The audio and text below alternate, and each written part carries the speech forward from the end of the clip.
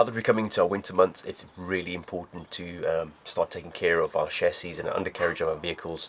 As you can imagine, in America here and in Europe, we apply a lot of salt to the roads to combat the ice, which is a good thing. However, it's not so good for our vehicle. So today I'm going to be using a product called Morris Anchor Wax. It is a very durable and flexible product. Unlike paints that tend to set and they go really, really hard. So if you have any flexible components such as leaf spring, suspension parts, it will start flaking and cracking, and then you're back to square one again, which is not good. So unfortunately, my wife's Jeep was applied in not the best way. It was basically sprayed over everything, and I think the majority of it was to hide a lot of things, which is not so good. So I've got to take all that stuff off, and I'll be having a look at that. But more importantly, with the wax, it is very simple to apply. You can either apply it with a paintbrush or a spray bottle, which we're going to be doing in my case, make it super quick. So we're going to have a pressurized spray bottle, and what we do is with the wax, as you can imagine, if you keep it nice and warm, it's really fluid, and you'll be able to spray it nice and easy. And with the spray bottle, you can get into your chassis rails and into the holes and apply all the wax in those good areas, or those difficult to reach areas, should we say.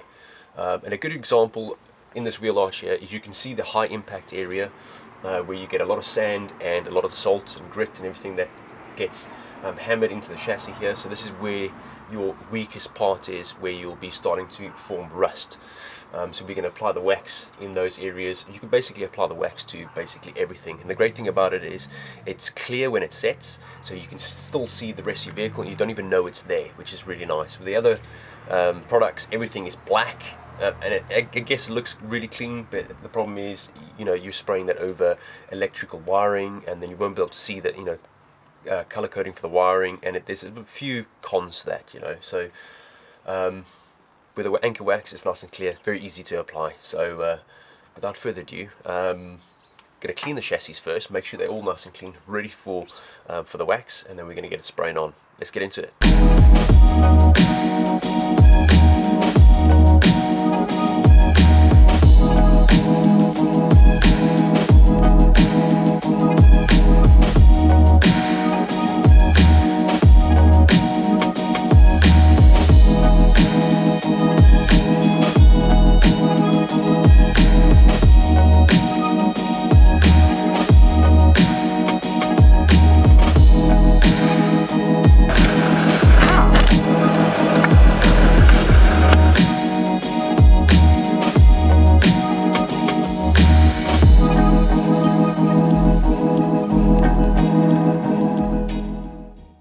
That's pretty much both the wheel arches done now in the front.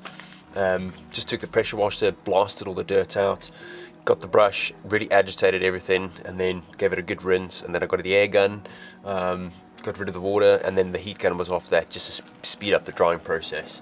That really helped. And once that was done, we applied the wax all over, nice even coat.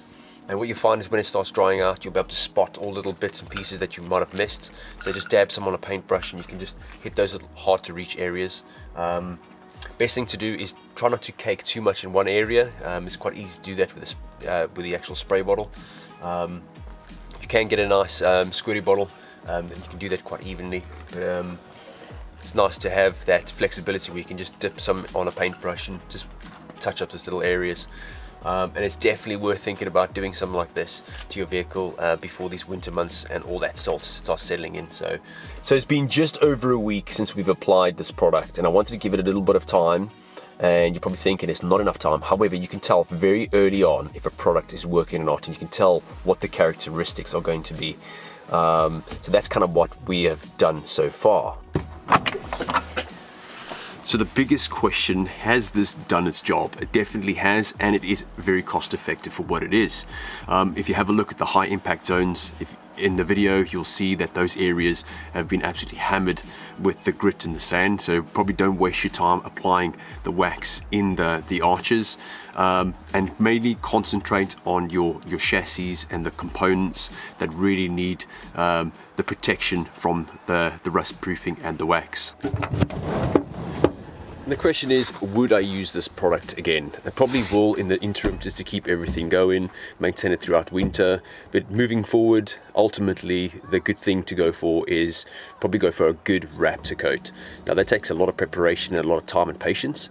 And if you want a professional to do it, obviously you're going to lose your vehicle, relinquish your vehicle for a little while, and it's obviously there's a cost involved in that. So we're going to weigh up the pros and cons about that. But if you've got a brand new vehicle and you want something to protect for the life of your vehicle, then definitely have a look at some form of Raptor coating that is more permanent and is obviously way more durable than something like this, which takes a little bit of time and patience, and you've got to maintain it over a period of time.